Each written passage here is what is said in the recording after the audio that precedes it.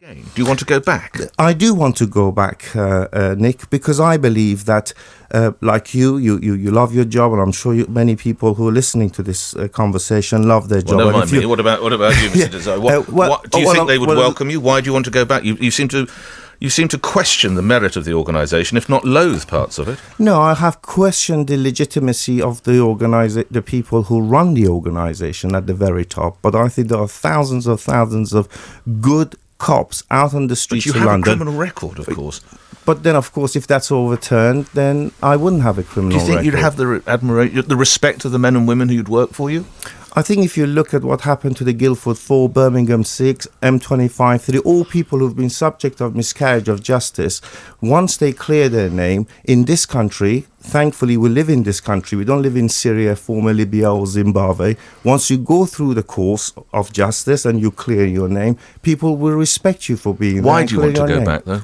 Because I think, Nick, I have something to add. If you actually look at my appraisals, which again are lurking in the background and nobody wants to refer to them, for the last 5 years, some of the highest ranks in the police service has said that I was performing in an exceptional manner in the boroughs of Hounslow, Hammersmith, Witham and Kensington. So you used to put people in jail, obviously as a copper, that's your job. You've now been in jail.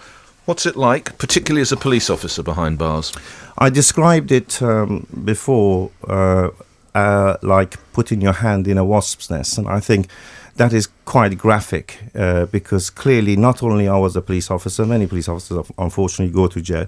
I was a very senior police officer and I was pretty well known, so there wasn't anywhere within the system that I could hide.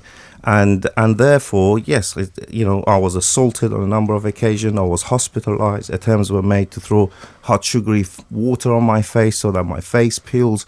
And I had to go through all of that. And of course, it was a personal challenge. But I think if you, again, going back to what I said earlier. How many times were you attacked or assaulted in the time you were in jail? Twice I was assaulted. On one occasion, I had excrement poured all over me. And then, unfortunately, because of that, I had to be tested for hepatitis and AIDS and receive hospital treatment. On other occasions, I trust the tests are negative, are they? Yeah, all right. Thankfully.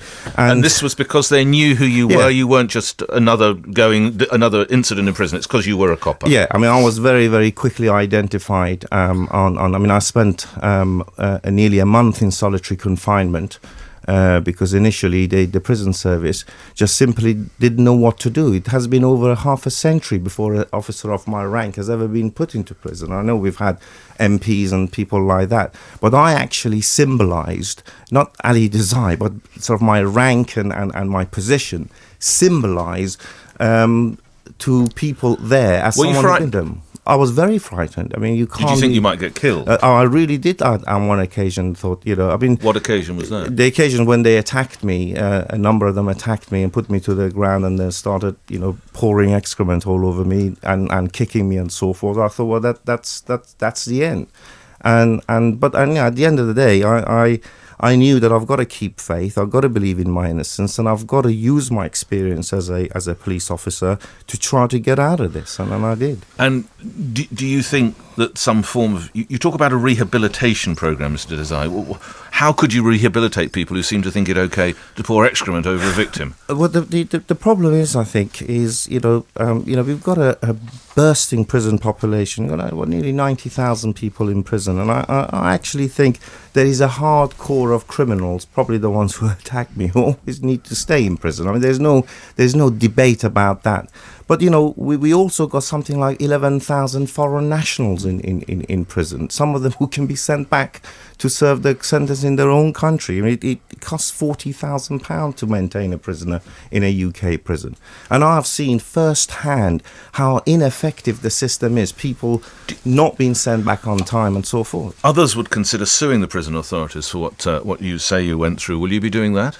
I mean, I don't embark on litigation in... Well, you do on other occasions, don't you? When it's newspapers and what they say is a lie... So that's worse, is it? A newspaper suggesting you misused your corporate credit card is worse than having a pile of excrement tipped over you? No, I think a newspaper... To me, I know which I'd be angry about. Yeah, but really, it's a question of having to sue the prison for being vicariously liable for the actions of Well, they have a duty of care to you, Mr. They Dizaei. certainly- Guilty or innocent, and they seem, the way you told me, they failed palpably. yeah, and it's something that I may or may not consider, but So you might sue.